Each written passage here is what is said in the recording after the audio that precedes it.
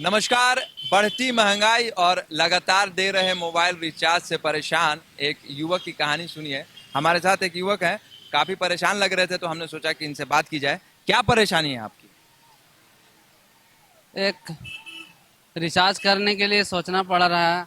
पैसा हर महीना जो देना पड़ रहा है, क्या बोलते हैं।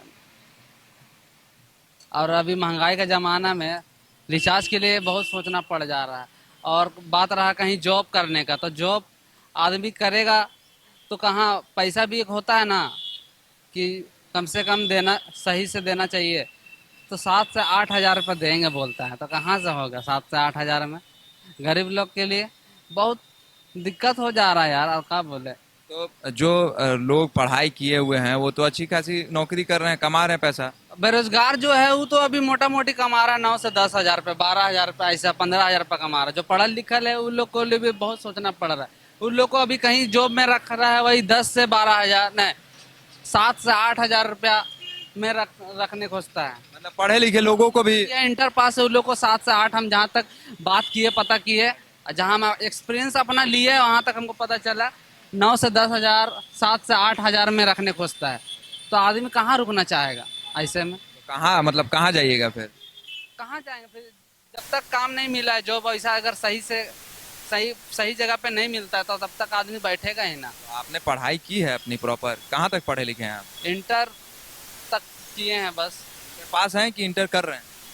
इंटर इंटर करके छोड़ दिए हैं। इंटर मतलब पास होके छोड़ दिया? Engineering है। अपेयरिंग है, अभी इंटर पास हुए नहीं है। नहीं तो हुआ। आप बताइए कि इंटर, अभी आपकी उम्र भी हमको लगता है 17-18 साल हो रही होगी या उससे कितना? 23 चल रहा है। अच्छा, 23। तो आपने इतने पीछे आपने इंटर, क्योंकि जो समय होता है इंटर पास करने का वो आमतौर पे 18 से 19 साल होता है, और आप अभी पिछले 3-4 सालों से बैठे हैं, आपने पढ़ाई नहीं की है। तो अब आप कैसे उम्मीद करते हैं कि आने वाले समय में आपको या अभी भी आपको नौकरी मिले? क्योंकि हर वक्त जब यहाँ जनसंख्या बढ़ रही है, कंपटीशन बढ़ रहा है, ग्रेजुएट लोगों को भी जल्दी नौकरी नहीं मिल रही है, तो इंटर पास लोगों को कैसे नौकरी मिलेगी, बताइए आप। क्या करना पड़ेगा फिर। पढ़ाई करना पड़ेगा, उसके लिए प्रॉपर आपको पढ़ाई करनी पड़ेगी। और आप, ये इतने कॉम्पिटिटिव एग्ज़ाम होते हैं, आप वहाँ जाइए, वहाँ अप्लाई कीजिए। तो पढ़ाई करने के लिए भी तो पैसा चाहिए ना। पढ़ाई कर, ये भी विषय है क्योंकि बहुत ऐसे लोग हैं। अब मिडिल फैमिली वाले लोग का, जिसके पास पैसा नहीं है, तो आजकल का अब अब गवर्नमेंट कहाँ सब जाता है, सब तो आज प्राइवेट में ही जाता है ना। कॉलेज हो चाहे स्कूल हो चाहे। ऐसा क्यों, ऐसा क्यों, मतलब गवर्नमेंट क्यों नहीं जाता है?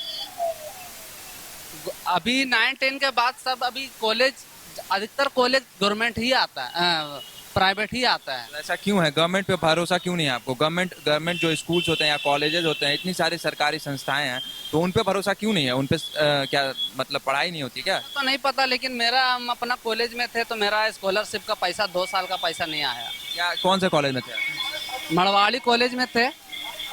जो भी मेरा 2 साल, मतलब 2 साल किए, फर्स्ट से सेकेंड ईयर किए, और जो भी पैसा मेरा लगा वो तो मेरा पढ़ाई में लगा। लेकिन स्कॉलरशिप का पैसा बोला गया था कि मतलब जो भी एडमिशन लगाते हो तुम, वो पैसा तुमको मिल जाता है। तो ये नहीं नहीं आया पैसा? ये हम फॉर्म उम भरे थे, कहाँ पर? लेकिन केनरा बैंक में भरे थे, लेकिन मेरा पैसा डूब गया। तो इसका तो एक प्रोसीजर है, ई कल्याण के थ्रू भराता है ये फॉर्म, जो भी आपको स्टाइपन मिलता है। तो स्टाइपन आपको नहीं मिला? नहीं मिला, 2 साल का पैसा मेरा डूब गया। देखिए, ये बहुत बड़ा विषय है। उसमें मेरा बहुत नुकसान हुआ, इसलिए अब हम नहीं चाहते कि घर से और पैसा लगे, इसलिए पढ़ाई को हम अब रोक दिया। और 3 चांस बोलते हैं ना, हम एग्ज़ाम दिए थे, फेल होने के बाद 1 से 2-3 बार दिए, लेकिन क्या बोले, पढ़ाई साथ नहीं दिया तो फिर छोड़ दिए। हम फिर सोचने लगे वही कि अब घर से क्या पैसा लेना है, इतना पैसा लगा दिए, प्लस स्कॉलरशिप का भी पैसा मेरा 2 साल का ठप हो गया। आपने इसकी शिकायत की किसी अधिकारी से या स्कूल प्रशासन से? आपने बोला कि मुझे स्टाइपन के पैसे नहीं मिले अभी तक? सब बोल रहा है दौड़ना पड़ेगा कॉलेज में, आप किसको किसको बोलेंगे आप। दौड़ना पड़ेगा? कौन बोलता है दौड़ना पड़ेगा? सभी बोलता है, सर मैम लोग जाओ, पता करो, बात करो। किससे पता कर? तो बैंक में ही ना जाके पूछे भी थे हम लोग, लेकिन आपने कॉलेज से पूछा कि मेरे को पैसा आया कि नहीं आया? मेरे नाम का जो पैसा अलॉट होता है, देखिए आपको समझा रहे हैं, हर व्यक्ति जो स्टाइपन भरता है उसके हिसाब से, कौन से कास्ट में आता है वो कास्ट के हिसाब से पैसा अलॉटमेंट होता है। तो अगर पैसा अलॉट हुआ है हमारे नाम से तो वो कॉलेज प्रशासन को उसको बताना पड़ता है कि हाँ भाई आपके नाम से पैसा आया है। तो क्या कॉलेज वालों ने नहीं बताया आपको? क्या बताएगा, बोला कि डॉक्यूमेंट शायद गलत दिया होगा इसीलिए नहीं आया है। डॉक्यूमेंट गलत होगा शायद इसलिए नहीं आया, ये भी हो सकता है। लेकिन आपने डॉक्यूमेंट की जांच की कि क्या आपका डॉक्यूमेंट गलत था आपके तरफ से? नहीं किए, लेकिन कागज मेरा ठीक था, मतलब आपको भरोसा है कि कागज आपका ठीक? ठीक था। काहे कि हम एक जन से नहीं, अपना बहुत दोस्त लोग से दिखाए भी थे, उसका कोई वैलिडिटी होता है ना, सब मेरा ओके था, तब जाके मेरा पास हुआ था, तब ना फॉर्म रखा मेरा सबमिट हुआ था। अगर मेरा वो एक्सपायरी डेट रहता, मतलब उसका इनकम का सर्टिफिकेट जो भी था वो सब का, अगर मेरा एक्सपायर रहता तो मेरा दोस्त लोग खुद ही बोल देता कि नहीं ये काम का नहीं था। सब चीज़ हम ओके दिए थे, उसके बावजूद मेरा 2 साल का पैसा नहीं आया। ये आमतौर पे होता है, बहुत जगहों पे तो ऐसा होता है कि बीच के जो दलाल होते हैं या फिर कॉलेज प्रशासन की लचर व्यवस्था भी होती है, तब भी ऐसे बच्चों का स्टाइपेंड खा लिया जाता है। मैं जिला प्रशासन से अनुरोध करूंगा कि अगर वो देखें, उन तक हमारा भी ये न्यूज़ पहुंचे तो वो ज़रूर इस पर कड़ी से कड़ी कार्रवाई करें। हालांकि महंगाई पे बात हो रही थी और आपके रिचार्ज से परेशान हैं आप, तो महंगाई बहुत ज़्यादा है इसलिए आप बहुत ज़्यादा परेशान हैं। बहुत परेशान है अब। नौकरी की तलाश में नौकरी मिल नहीं रही। काम तो करना चाहते हैं, लेकिन पैसा सही देगा तब ना कहीं आदमी रुकेगा। तो आप पहले शुरुआत कीजिए, उसके बाद आप शुरुआत में तो कम पैसे में भी काम कर सकते हैं, उसके बाद धीरे धीरे आप बढ़ो। रोजगार कमा रहा है 6 से 7, 8 से 9, 10 हजार रुपया कमा रहा है, और हम लोग पढ़ा लिखल को भी अब 6 से 7 हजार में रखने खोजता है, तो कहाँ से कोई रुकेगा कहीं। खैर ठीक है, पहले तो मैं आपसे ये रिक्वेस्ट करूंगा या फिर मेरी बात मानिएगा कि आप अपनी शिक्षा को पूरी कीजिए, थोड़ा और शिक्षा बढ़ाइए, ग्रेजुएशन प्राप्त कीजिए, ताकि आपके नौकरी के दरवाजे जो हैं और खुल जाएं।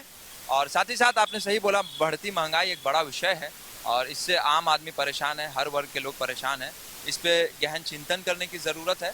और शिकायत है इसके लेके, रिचार्ज के लेके। रिचार्ज को लेकर, और जो ऐसे युवा हैं वो भी थोड़े परेशान हैं, क्योंकि आमतौर पे जो रिचार्ज है वो लगातार आपको हर महीने देना होता है। और मोबाइल एक ऐसा भाग बन चुका है जीवन का, एक ऐसा अंग बन चुका है जो यूज़ किए बिना कोई रह नहीं सकता। तो बेरोजगार भी हैं और पैसे भी देने हैं, फेसबुक व्हाट्सएप भी चलाना है।